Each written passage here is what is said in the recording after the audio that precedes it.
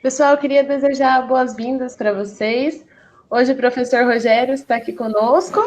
Eu queria passar a palavra para ele antes de começar. Boa noite para todos vocês. Um prazer, né, participar aqui com vocês deste momento. Quero agradecer aí a professora Mônica por esse trabalho que ela está realizando, né, e a todos vocês que estão aí dispostos a debater um assunto tão interessante, né, que é importante, né, a questão cultural, que ela permeia aí todos os ambientes, né, então vocês aí que estão representando, vindo não, estão, né, em Belo Horizonte, em Divinópolis, né, em Varginha, Poços de Caldas, né, acadêmicos de diversos cursos, né, dispostos a debater juntos aqui, né, a questão cultural presente aí na nossa sociedade.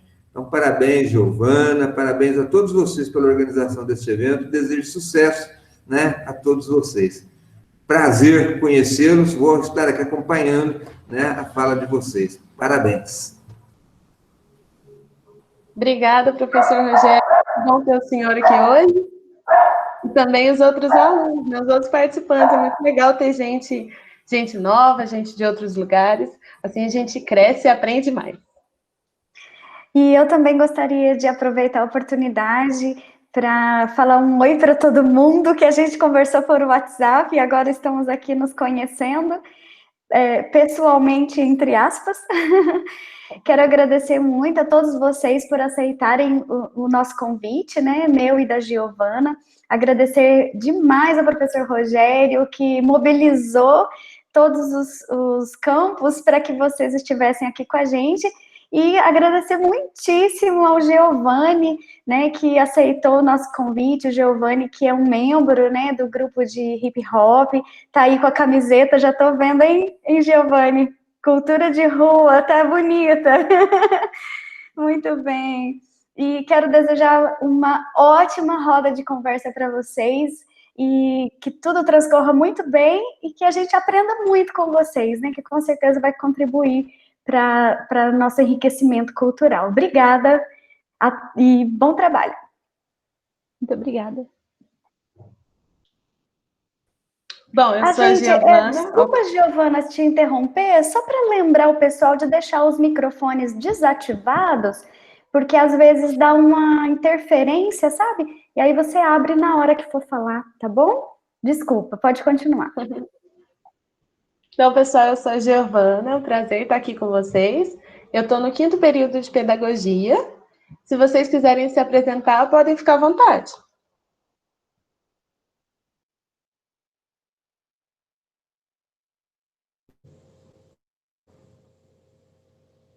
Eu sou Giovanni, do 5º período de História da Unifal.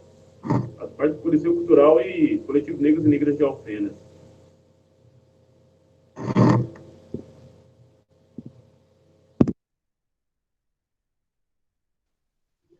Bom, eu sou a Suzane, estou no 5º período de Estética e Cosmética no campus de Poços. Eu faço parte do coletivo Negro de Poços, sou criadora do coletivo Laudelina de Campos Melo, também aqui de Poços, e sou integrante, não tão participante, porém já fui mais, do coletivo Chico Rei, também aqui de Poços.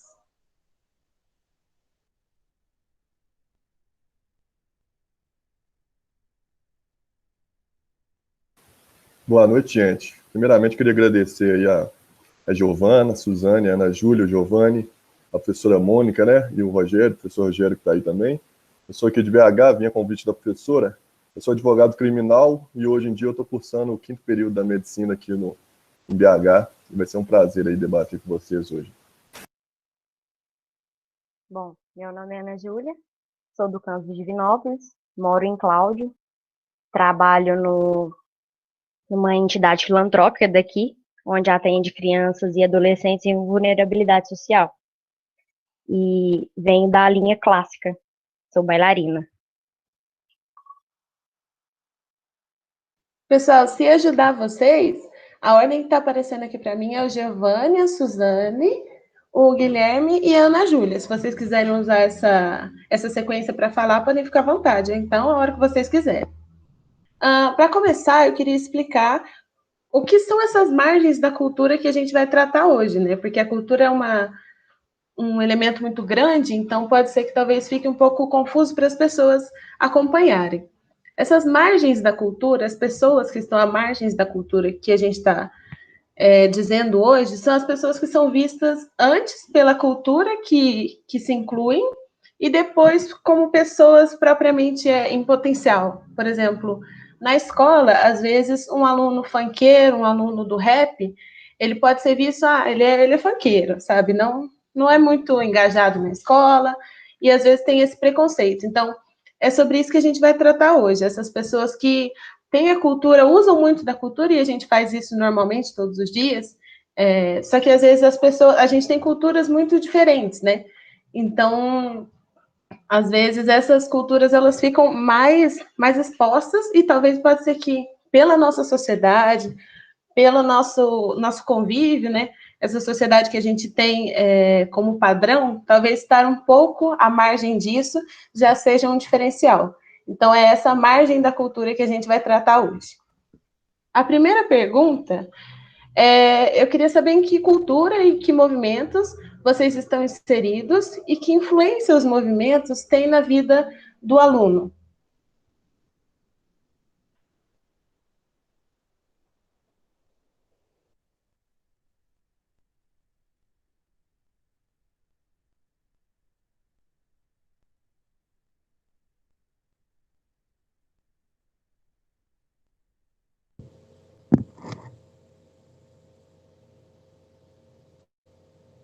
Então, eu sou inserido no hip hop há mais de 10 anos.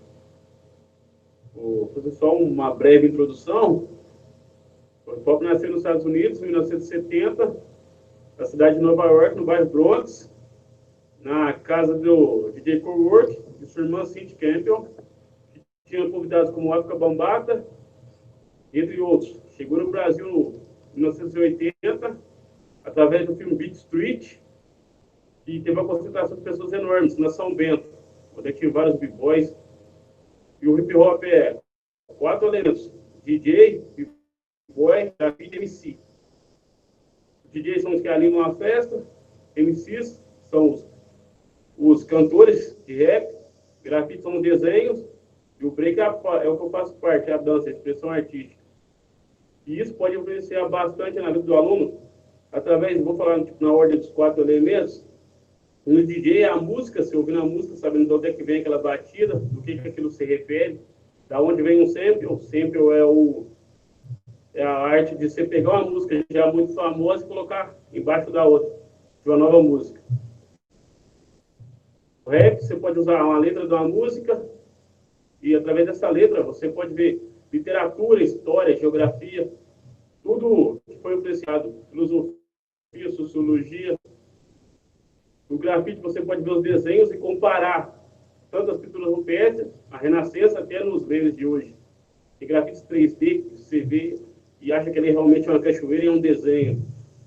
Muito impressionante, assim. E o break você pode trabalhar na educação física, tanto na respiração, quanto tipo, nas palavras, que é tudo em inglês. Você pode trabalhar na aula de inglês.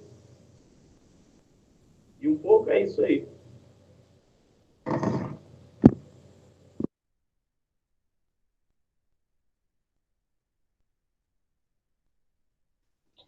Bom, eu estou mais inserida no lado um pouco mais da militância. Atualmente não consigo participar tanto desses grupos, mas eu acho que nos grupos no qual eu participo, nós temos alguns membros do grupo que conseguem ir até as escolas, principalmente no grupo Chico Rei, onde a fundadora, a Lúcia Vera, a fundadora não, a diretora, a Lúcia Vera, ela consegue introduzir para as crianças, levar a cultura afro-brasileira para essas crianças, apresentando bonequinhas africanas, contando histórias do povo negro mesmo. E eu acho muito interessante, porque se a gente pensar pelo lado As princesas, por exemplo. Quando que foi a primeira princesa da Disney? Quando que surgiu a primeira princesa negra, né? Surgiu em 2009. E antes disso, onde que a criança estava representada? Então, dessa forma, o projeto da Lúcia Vera, junto com outras mulheres, outras meninas, eu acho maravilhoso e elas conseguem realmente entrar dentro das escolas, várias escolas aqui de Poços, e contar histórias, às vezes uma vez por semana, às vezes mensalmente. Então, e no ano passado, eu pude ir num desses eventos com ela, só que eu levei o lado da estética.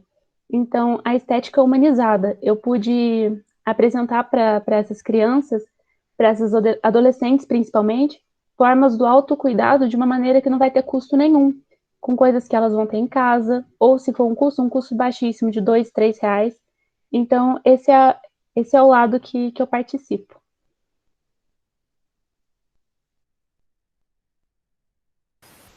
Primeiramente, eu queria só ressaltar aí também a importância, né, de movimentos como esse do Giovanni e da Suzane, né, na questão da escola, porque quando a gente fala de cultura marginal, a gente tem que ter em mente que o conceito é que nós estamos à margem da sociedade, né, à margem de uma cultura que é opressora e domina todos os campos, seja de educação, seja de lazer e tal. Então, acho que a importância, primeiramente, destacar e dar os parabéns aí para a Giovana e para a Suzane, e também para a Ana Júlia, nessa questão de nos fazermos presentes, apesar de marginal, nos fazermos presentes como um instrumento sempre ali provocativo e de ganhar nosso espaço na cultura que é central, né? Central, entre aspas, né? A nossa é também de grande importância. E nisso eu venho de uma cidade muito pequena, chamada Milho Verde, um vilarejo ali perto de Diamantina, e lá a gente faz um projeto sempre no julho, né? No frio, numa oficina de arte, diversas oficinas para as crianças, e muito ligado ali também tem a questão dos quilombos ali perto, né? Então, novamente, um instrumento ali de tentar resgatar e dar visibilidade à nossa cultura. E eu acho que, quanto ao escolar, a importância é muito grande, porque eu vejo como a escola, a partir na Constituição de 88, que começou a ser institucionalizada, né? Até então era só da elite que tinha acesso à educação. Então, a escola para os marginalizados, ela ainda não é uma lógica a ser associada, ou seja, igual como a Giovana muito bem disse, quando a gente tem um funkeiro, a gente não associa ele com o estudante, tem que ser o funkeiro primeiro do que o estudante, né? Então, o que a gente vê é que, apesar da Constituição garantir a escolaridade para todo mundo, essa escolaridade ainda é muito defasada na nossa cultura e muito oprimida, né? A sua evolução ainda é muito lenta e devagar, né? Então eu vejo a importância desses instrumentos aí da cultura marginalidade estar presente como uma forma de adentrar esses espaços, principalmente da educação, que é importantíssimo, e a partir daí começarmos a estar presentes nesses ambientes que até então são dominados pela elite branca, para começar, assim, deixar de ser cultura marginalizada para ser visto como apenas uma diversidade, né, do ambiente ali, que é o esperado, né? Na verdade, a escolaridade deve ser visto, o negro ali presente na escola, principalmente, deve ser visto como algo comum, não pode ser associado a um desbravador do ambiente, né? E até então, até a gente chegar nesse ponto que se espera, nessa utopia, é de grande importância aí esse movimento, tanto que eu faço lá na minha cidade, quanto do Giovanni aí, da Suzane e da Ana Júlia.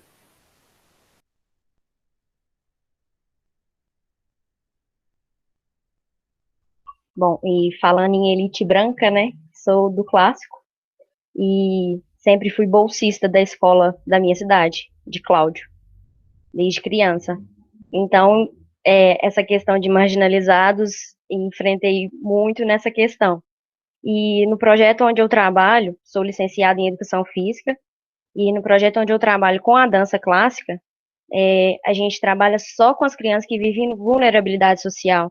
Então, o projeto apresenta a dança, onde eles não teriam, né, acesso a ela no meio privado, até hoje, por diversos fatores, um deles é o econômico, e apresento para eles sem custo nenhum. E é de grande valia, atende 250 crianças da nossa cidade. E muito, muito interessante estar participando dessa live aqui. Eu quero agradecer todos esses presentes. Eu achei muito legal o que o Guilherme falou da provocação, né? E aí entra, junto com o que o Giovanni e a Suzane já tinham falado, de arte e militância. Então, assim, essa provocação, ela é uma luta, né? Porque se você chega na escola e essa escola não tem diversidade, alguma coisa está errada. E, assim, se tem diversidade, a gente precisa lutar para que todos sejam tratados iguais. Então, assim, muito legal o que vocês falaram, e é sobre isso que a gente vai falar hoje, né? Dessas margens e como lutar para que não sejam mais margens, para que todo mundo seja tratado de um único jeito, né? De uma forma mais igualitária. Eu queria saber de vocês se vocês já se sentiram marginalizados por conta da cultura que vocês se identificam ou dos costumes de vocês, se vocês já se sentiram marginalizados por conta disso.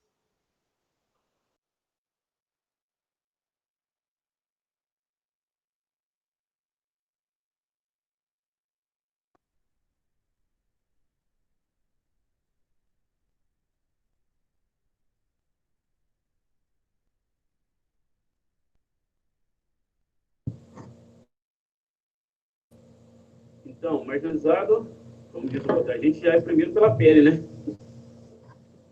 Segundo, só da gente fazer parte do hip hop, a gente é taxado tipo de drogado, disso, daquilo, daquilo e da outra.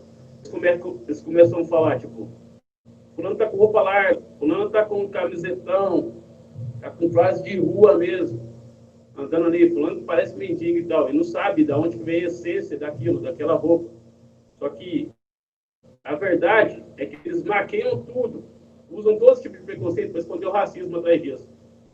Porque o hip hop é cultura negra, criado pelo negro, e tudo que é de negro nesse país, e bastante parte do mundo, é marginalizado, fala que é do errado. Tipo, se fosse alguma coisa criada por branco, assim, não seria tanto preconceito assim. A gente usa uma gíria, a pessoa não sabe de onde vem o fundamento daquela gíria. A gente usa uma fala e não sabe de onde vem aquela fala. Tipo, a gente aprende bastante história que antes da gente falar, a gente tem que ir a fundo daquilo para ver de onde que vem a verdadeira raiz disso.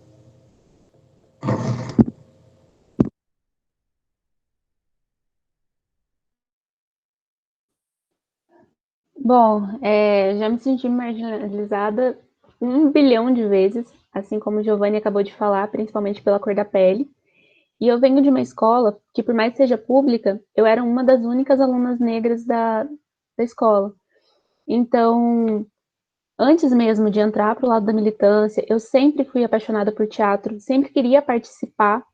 Porém, a única época do ano que me deixavam participar de alguma coisa era no Dia da Consciência Negra.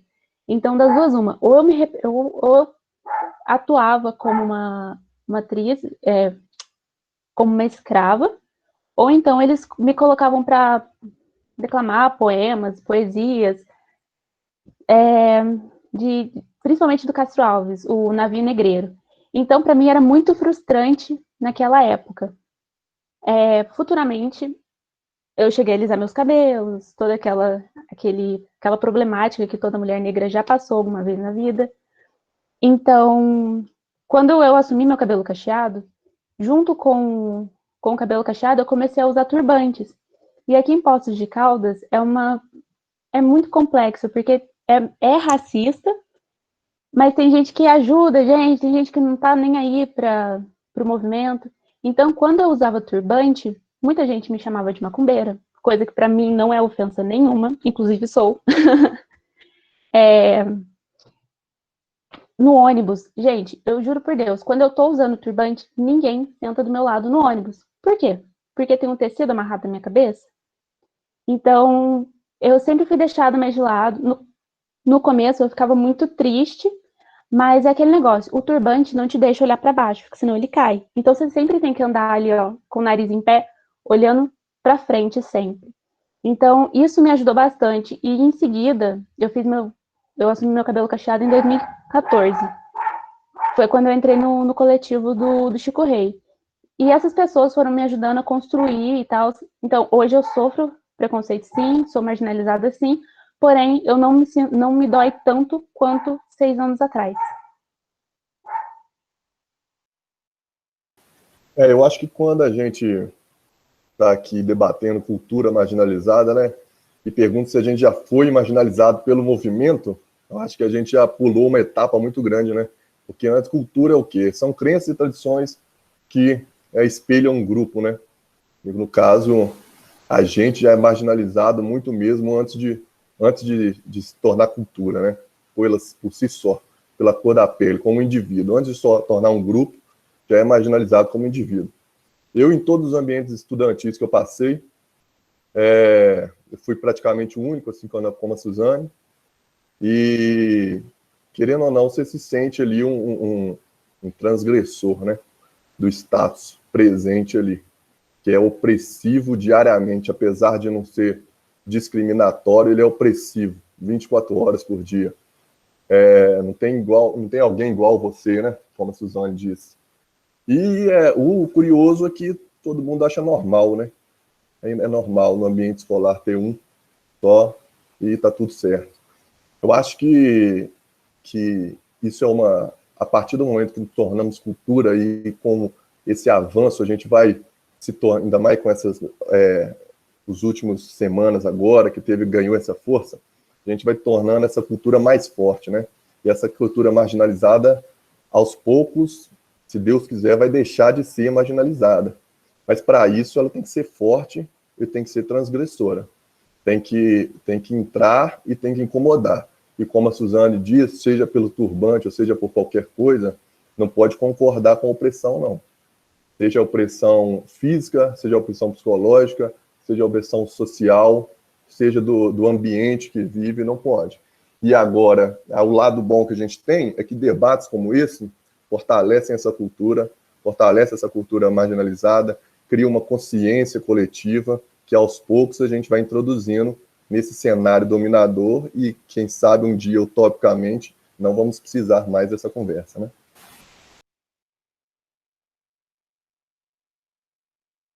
Bom, na escola, eu nunca me senti assim tão marginalizada porque sempre fui de escola de periferia, então eu não me sentia única, né, na cidade. Mas eu sempre fui a bolsista negra da escola de balé e tive que passar por todos esses processos aí, de alisar o cabelo, porque várias danças no mesmo dia, o cabelo cacheado, não dá para ficar troca de penteado, faz isso, faz aquilo. Então, me senti marginalizada por essa questão, por ser bolsista, né, por não ter condições de pagar e tal, ser retirada de um projeto filantrópico e participar junto com aqueles que tinham dinheiro na cidade, né? Então, foi mais ou menos essa linha.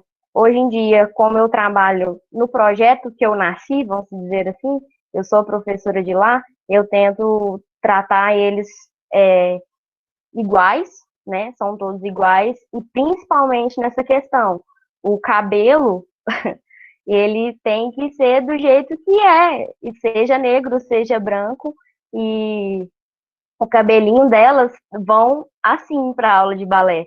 E muitos me criticam ainda porque tem o famoso coque, né, e tal. E tá, o coque a gente faz em todos os cabelinhos. Eles fazem até o concurso de coque para aprender a lidar com o próprio cabelo sem ter a necessidade de modificar ele com uma química ou coisa do tipo.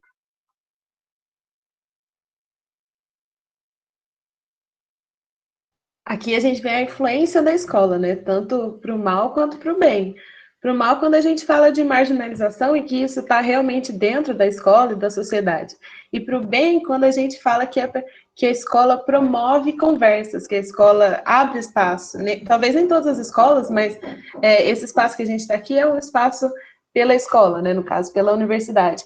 Mas se todas as escolas fizessem isso, seria uma coisa muito mais igualitária, progressista, né? E aí seria um espaço de muito aprendizado. Por que é essencial que a escola estabeleça uma relação com as diferentes visões de mundo de seus alunos?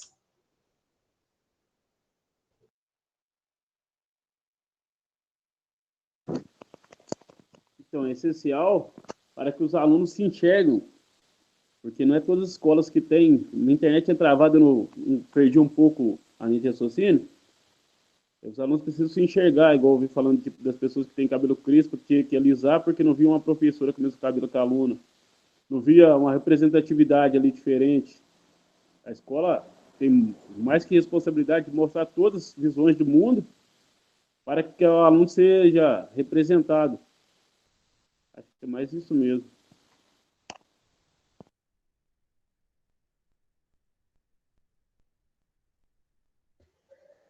Eu acho que é essencial que a escola estabeleça essa conexão com o aluno, pelo fato de que, olha o tamanho que é o Brasil, olha a quantidade de raças, credos, culturas que existem nesse país, na minha cidade, na sua cidade, em qualquer local. Então, se a gente fica muito engessado, se a gente engessa, alguém vai ficar de fora e tal. E quando essa pessoa fica de fora, ela perde ela perde tudo aquilo que poderia ser englobado. Então, se você é o aluno, é dado como um aluno diferente, o aluno esquisitão, você vai, um momento ou outro, vai sofrer o bullying. Então, a gente tem, como eu falei, vai ter a diminuição do bullying. Como eu falei também mais cedo, o aluno negro só é inserido, só é reconhecido em época do 20 de novembro. Então, é doído. A nossa fala só é reconhecida nesse momento. Os alunos só são vistos nesse momento. Então, a partir do momento que a gente consegue entender que, fulano é de tal religião, é de tal cultura e tal, a gente se sente mais acolhido. Coisa que comigo não aconteceu na minha pré-adolescência e na minha adolescência. Eu só fui me entender, só fui me sentir realmente acolhida numa escola a partir do momento que eu entrei na universidade. Porque, por mais que não tenham professoras negras, gente, os professores estão lá pra gente, a gente não é discriminado. Bom, eu pelo menos nunca fui discriminada pelo meu tom de pele no campus que eu participo, que eu sou hoje, né? Então, eu fico muito feliz, porque pela primeira vez eu me sinto realmente incluída em algum meio assim. Sem, ela é a estudante negra. Não, ela é uma estudante. Ponto. Eu acho isso. Olha só, eu acho de extrema importância, sobretudo a escola maternal e o fundamental, a escola abrir para essa diversidade. Porque, assim, a gente tem que entender a diferença de igualdade e equidade. Igualdade refere-se à lei, todo mundo é igual perante a lei. Mas isso não serve para nada, na verdade. Só serve para nos tirar da pré-história. É só isso. Porque, na prática, então, a igualdade, não existe igualdade. A equidade, sim, é dar condições, as mesmas condições para todo mundo, poder ter seus direitos e deveres exercidos, ser um ator social, né? Então, eu acho que a equidade, a igualdade vem da lei, a equidade vem da consciência coletiva, vem da sociedade de forma geral e, sobretudo, com o começo da diminuição da discriminação e preconceito, né? Então, assim, a participação da escola é mais que importante, porque é nesse momento que a pessoa se vê como cidadão, cresce como cidadão, ele cresce primeiro como pessoa, né, um maternal, ele se entende como um indivíduo pertencente, depois ele pertence a um grupo, depois se vê como cidadão de direitos, de deveres, e se vê como um ator social, alguém que pode mudar e tem uma importância na sociedade. Então, a importância da escola, qual que é? Apresentar essa diversidade, não cultura marginal, porque não existe, não devia, ou melhor, não deveria existir uma cultura que está à margem de uma outra, né, que é a elite dominante. Mas apresentar a diversidade, saber que existe o negro, o branco, o alto, o baixo, o que é de esquerda, o que é de direita, o que pensa isso, o que pensa aquilo.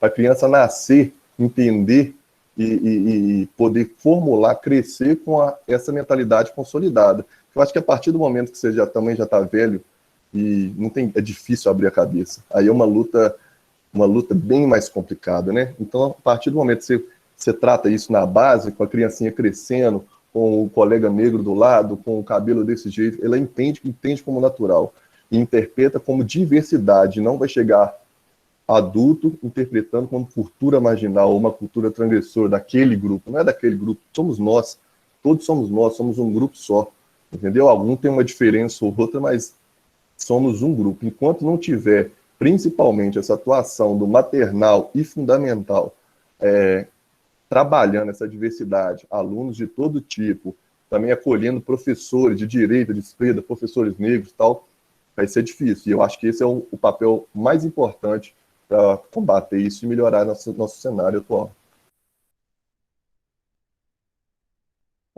O essencial é que sempre nos foi dito que a escola é o segundo lar. Então, é o que a Suzane falou, é o acolhimento. O essencial é o acolhimento. E o acolhimento de todos os sentidos. Não é o acolhimento só para ensinar lá a matéria e pronto, acabou. Ele tem que ser acolhido em todos os sentidos e tem que ser apoiado em todos os sentidos.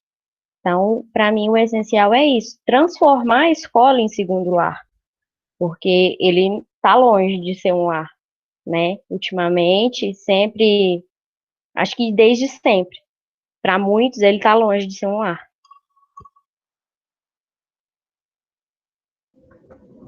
Pois é, às vezes a escola é lar para alguns e para outros não, né? Eu achei uma citação do Paulo Freire que ele fala muito bem sobre essa questão da leitura de mundo, e eu vou ler aqui para vocês. Início de citação. É nesse sentido que volto a insistir na necessidade imperiosa de que tem o educador ou educadora progressista de se familiarizar com a sintaxe, com a semântica dos grupos populares, de entender como fazem eles a leitura do mundo, de perceber suas manhas indispensáveis à cultura de resistência que se vai constituindo e sem a qual não podem defender-se da violência que estão submetidos. Entender o sentido de suas festas no corpo da cultura de resistência, sentir sua religiosidade de forma respeitosa, numa perspectiva dialética e não apenas como se fosse expressão pura de sua alienação.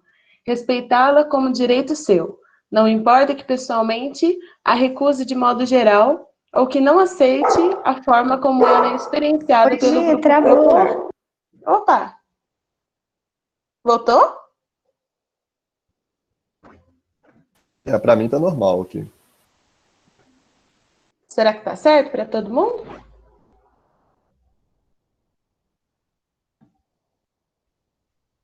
Tá normal. Eu vou ler a citação de novo, pode ser? Eita.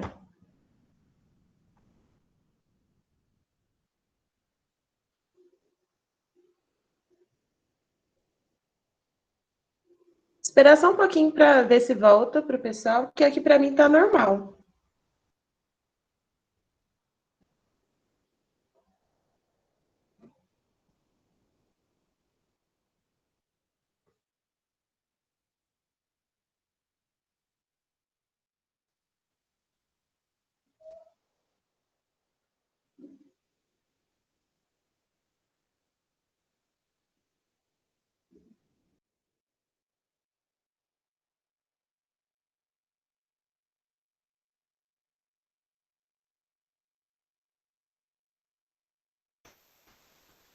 Deu certo?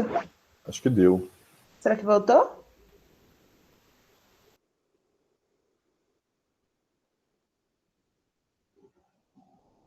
Aí, agora parece que voltou. Que bom. Pessoal, vocês entenderam a citação ou preferem que eu leia de novo? Lê de novo, que parece que um pessoal perdeu aí, que travou. Certinho, então. Ele vai falar assim, ó. É nesse sentido que volto a insistir na necessidade imperiosa que tem o educador ou educadora progressista de se familiarizar com a sintaxe, com a semântica dos grupos populares, de entender como fazem eles sua leitura de mundo, de perceber suas manhas indispensáveis à cultura, de resistência que se vai constituindo e sem a qual não podem defender-se da violência a que estão submetidos. Entender o sentido de suas festas no corpo da cultura de resistência, sentir sua religiosidade de forma respeitosa, uma perspectiva dialética e não apenas como se fosse expressão pura de sua aliança, respeitá-la como direito seu. Não importa que pessoalmente a recuse de modo geral ou que não aceite a forma como ela é experienciada pelo grupo popular. E aí, mais para frente, ele vai dizer que não importa se a leitura de mundo do professor é diferente da leitura de mundo dos alunos. A gente está na escola para respeitar as leituras de mundo de todo mundo, porque cada um vai ter a sua. E a escola é o espaço para a gente compartilhar isso e aprender com a visão do outro, né? Então, é bem legal isso que ele fala, e ele fala bastante também sobre a leitura de mundo, que o professor, enquanto ele ensina, ele também aprende. E o aluno, para ele aprender, ele precisa ele precisa ter a escola dentro da sua cultura, porque se ele não entende o que o professor está falando, para ele não valeu de nada. Então, o professor tem essa missão, né, que é entrar na cultura do outro e, por exemplo, explicar a matéria de uma forma que o aluno consiga entender. E para isso, talvez ele precise usar de gírias, usar de coisas que talvez não estejam na escola agora, né, atualmente. Eu queria saber de vocês, como vocês acham que a escola pode adentrar as diferentes culturas? Ou seja, o que a gente pode fazer, então?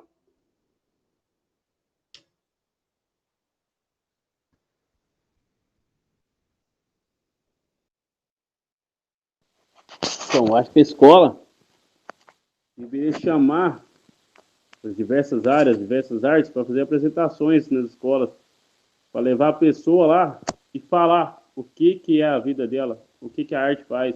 Exemplo, eu sou de matriz africana, como disse a Suzane, se eu não me engano, ou a Ana, que a gente é conhecido, a gente nem só no dia 13 de maio ou no 20 de novembro. Eles convidam a gente para ir na escola. Outras datas eles não convidam. E convidar tipo, no começo ou no meio do ano, para o aluno ir vendo aquela visão diferente ali. Ó. O ano passado, a escola Ismael Brasil chamou a gente. Foi interessante a gente fazer o trabalho na escola. Na faculdade a gente faz bastante. É bom para quebrar o preconceito da faculdade. Mas como disse o irmão da medicina, a gente tem que trabalhar na base. Que a base vai crescendo e vai tendo uma visão maior sobre aquilo ali. Eu dou aula também de break pela cidade escola. Eu dou aula para as crianças, porque as crianças não têm noção de nada ali. Só estão ali, tipo, com a cabeça ali na quebrada ali, no bairro ali, só ficam com as palavras, com as pessoas que estão ali, não tem uma visão diferente daquilo. Tipo, quem chega ali, pega e reproduz lá fora. Acho bastante isso, a gente precisa dialogar com a rua, porque durante muito tempo a escola fechou a porta para o hip hop. O hip hop estava ali batendo na porta, ali, podendo ensinar, e a escola, tipo, marginalizando ele. Empurrando. Agora é o jeito da gente dar a mão e unir para ter as crianças melhores nesse futuro aí. Acho que é isso mesmo.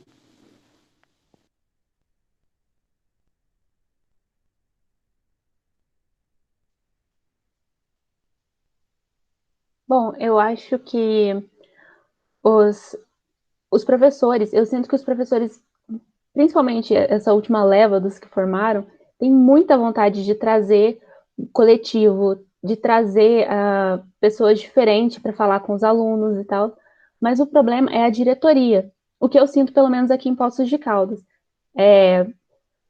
A gente, no coletivo Laudelina, a gente recebeu vários convites de escola mais à periferia para a gente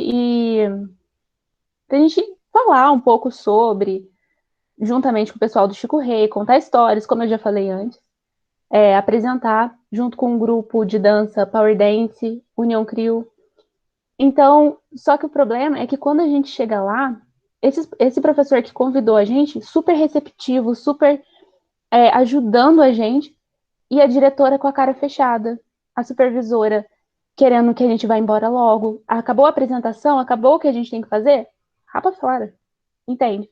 Então, eu sinto que os professores, que eles estão correndo muito atrás para que os alunos aprendam, para que os alunos entendam a importância, só que eu sinto, aqui em Poços, pelo menos, o que eu mais sinto dificuldade são os diretores e as diretoras, as supervisoras, e tá bem complicado.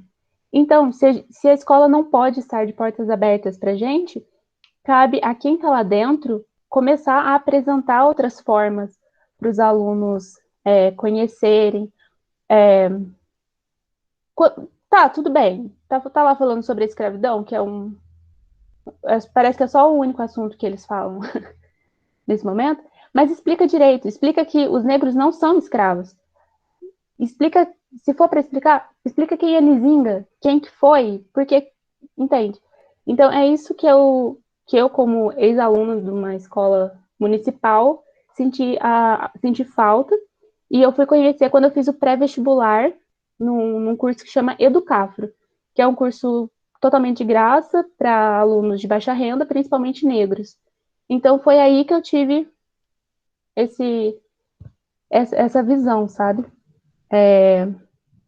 Mais uma vez falando sobre escola de portas abertas, quando a escola ela é receptiva, nossa, decola, os alunos mudam.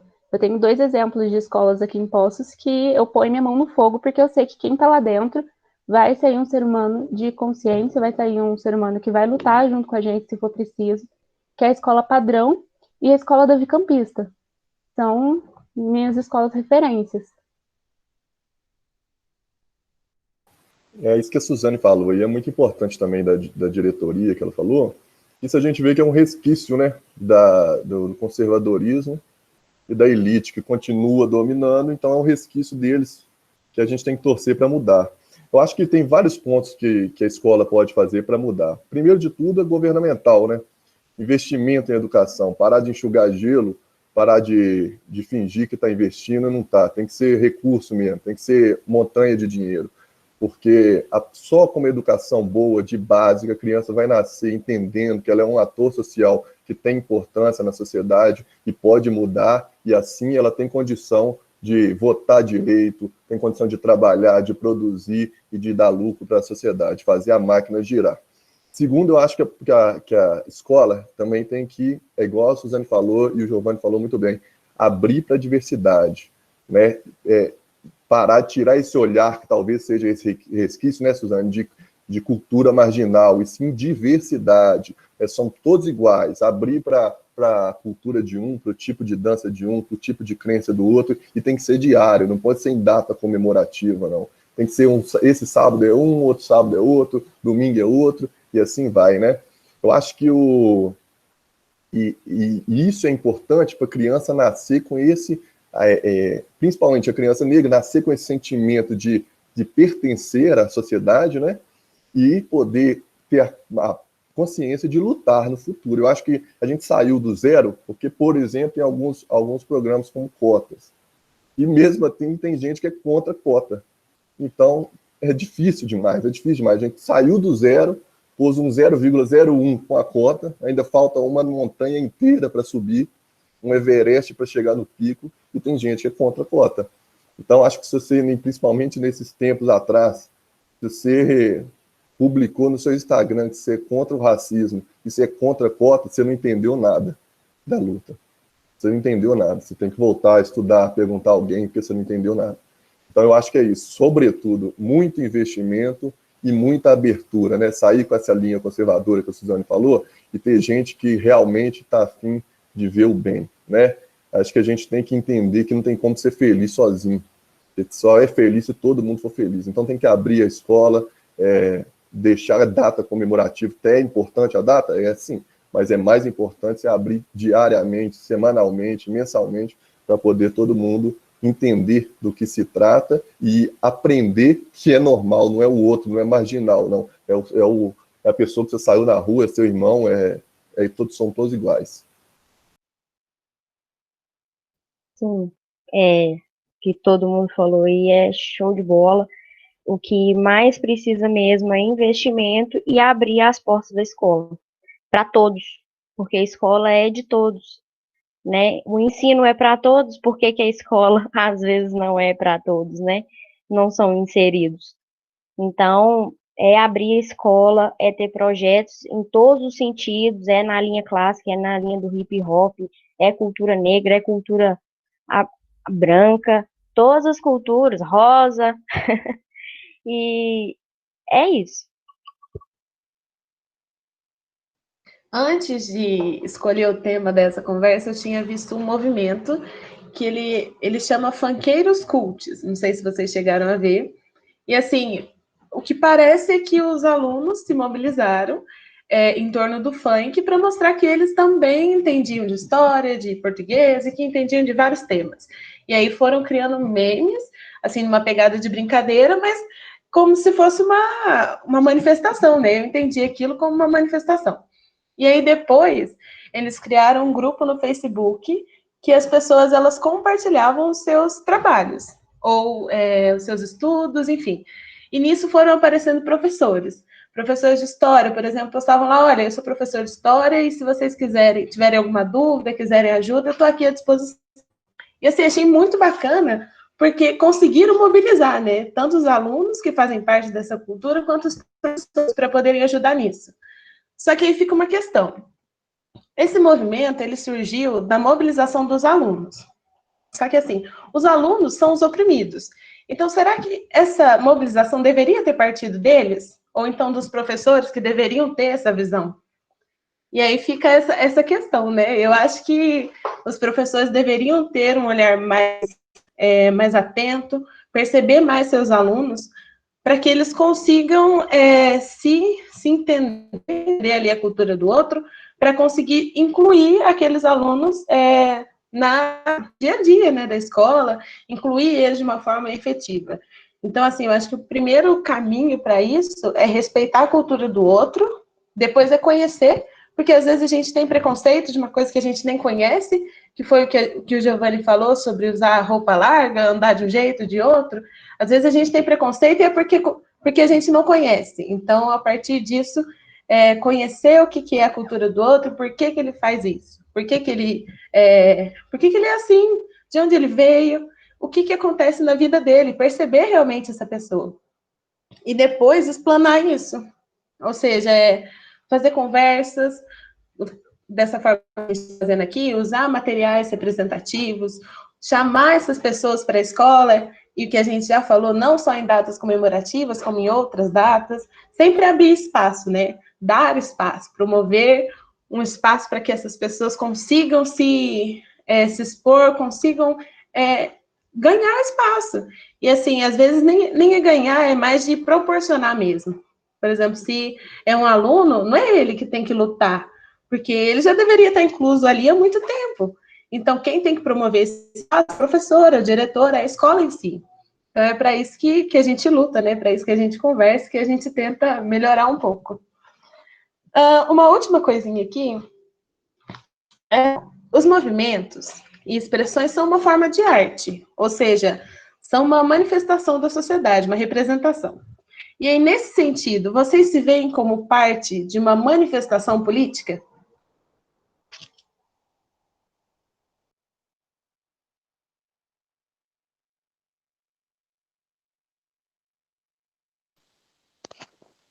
Sim, nós vemos parte como de uma organização política.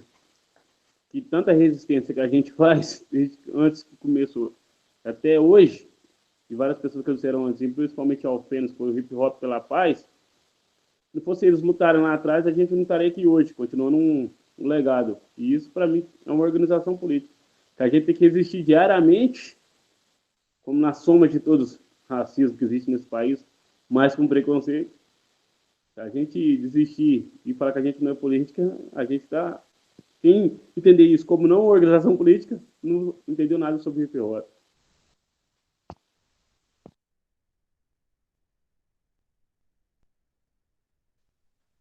A gente faz, bom, eu falo por mim, eu faço sim parte de um movimento político, até porque olha quantos jovens, quantas pessoas inocentes ou não morrem só pelo tom de pele. Olha quantas pessoas morrem, aqueles jovens mesmo, comemorando o primeiro salário, 111 tiros.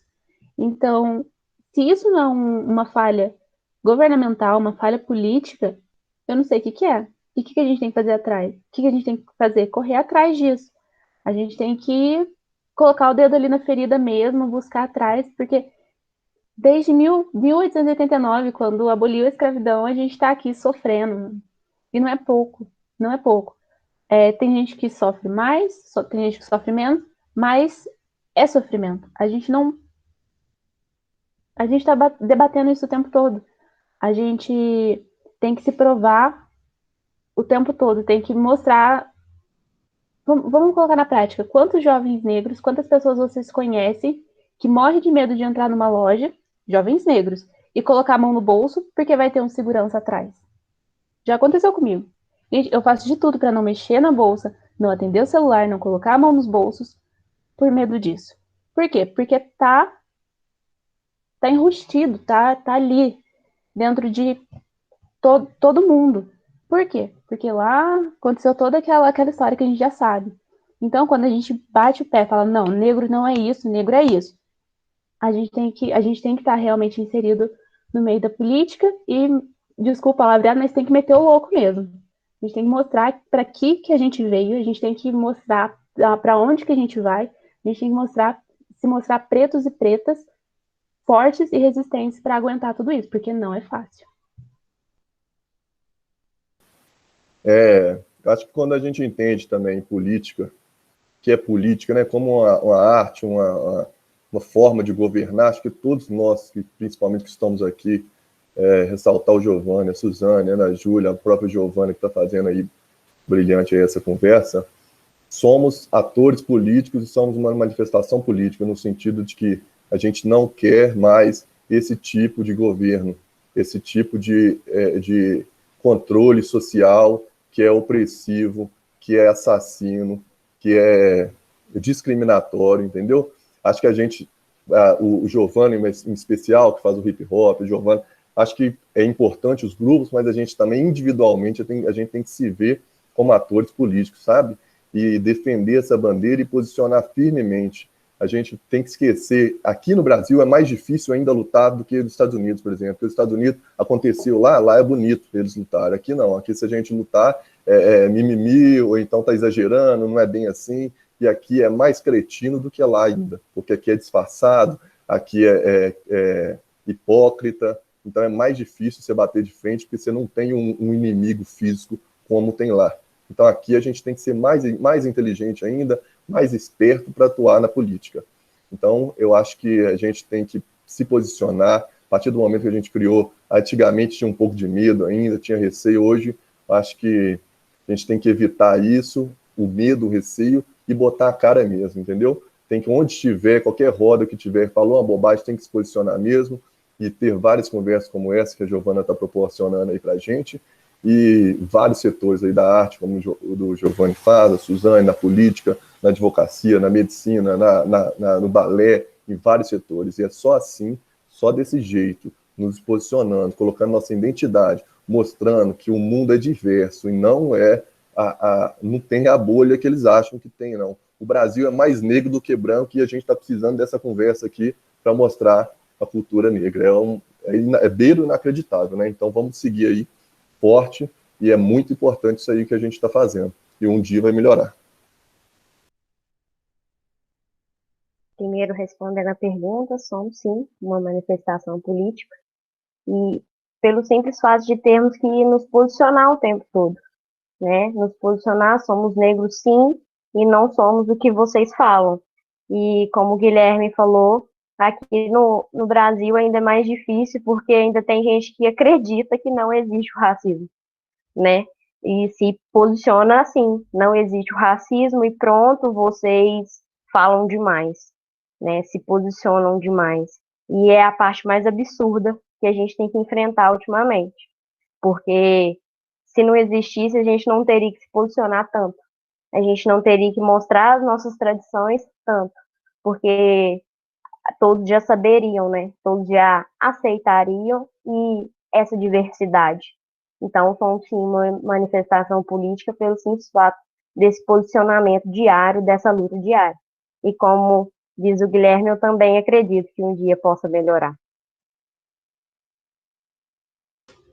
Assim como a Suzane falou, é se mostrar, né? Se mostrar individualmente, em grupo, usar da arte, usar da música, da pintura, do rap, do funk, para se mostrar, sabe? E no dia a dia também se mostrar de outras formas, se impondo, e quando uma pessoa diz alguma coisa que não é legal, ou usando de manifestações políticas mesmo, para que essa manifestação seja uma luta para as outras pessoas que virão depois, né? Porque para a gente estar aqui hoje, para vocês estarem aqui hoje, outras pessoas lutaram para que a gente tivesse, não os privilégios, mas os direitos que a gente tem hoje, porque privilégio, né, é difícil. Então, é essa luta mesmo que a gente tem que fazer todos os dias e tem que botar para frente, fazer com que ela seja efetiva. Gente, eu queria agradecer muito a vocês, foi muito legal participar disso com vocês, e essa última conversa desse mês foi muito legal também. Eu queria fazer um convite para vocês.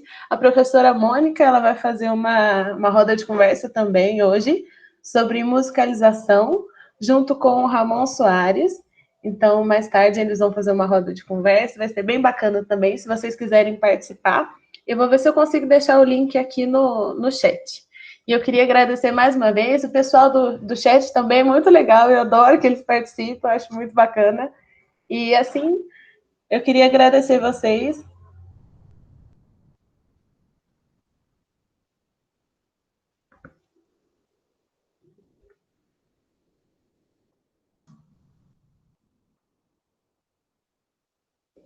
Bom, eu também queria agradecer muito a oportunidade. É sempre muito engrandecedor a gente poder tocar nesse assunto de uma forma tão leve, tão boa quanto foi essa roda de conversa, aprender com vocês, né? Então, eu queria muito agradecer o convite, a oportunidade e espero que possamos falar cada vez mais a respeito disso. Também queria agradecer, principalmente aí a professora Mônica, a Giovana, que comandou aí, os colegas nossos, Giovanni, Suzana, Ana Júlia. Obrigado, pessoal, que está assistindo aí também. Queria só deixar uma mensagem para vocês, nós que estamos aqui, não vamos desistir não, tá? E tentar sempre que tiver oportunidade, focar escola de base, escola fundamental e maternal. É ali que a gente vai começar a mudar. A cota faz parte de uma representatividade, ok, mas é pouco. Tem que ser na escola de base fundamental. E queria pedir também, nunca mais usem meritocracia, nunca mais usem palavras desse tipo, porque não existe igualdade na lei, equidade não existe no Brasil. Então já parte do pressuposto que os negros estão saindo perdendo. Aí você vai começar a entender alguma coisa. Tá bom? Obrigado, gente. Eu queria agradecer o convite aí da professora Mônica, agradecer a Giovana, o Rudá que me fez o convite, a todos que participaram aí da nossa live, a Suzana, a Giovana, a Simão Médico. É isso aí. E como diz o provérbio africano, Ubuntu. Eu sou porque nós somos. Também gostaria de agradecer a todos, a professora Mônica, aos professores do campus de Divinópolis que me indicaram para participar da live, e gostaria de deixar um convite após esse período que estamos enfrentando difícil aí de pandemia, para vocês virem conhecer o projeto que eu participo. É muito válido, a gente tem a Semana da Família, onde mostramos o Congado, e todo esse contexto que estamos inseridos para todas as crianças e para a comunidade. Então, deixo aí, Clube de Mães Saúde Mitre, em Cláudio, Minas Gerais. Podem procurar nas redes sociais também. Obrigada a todos.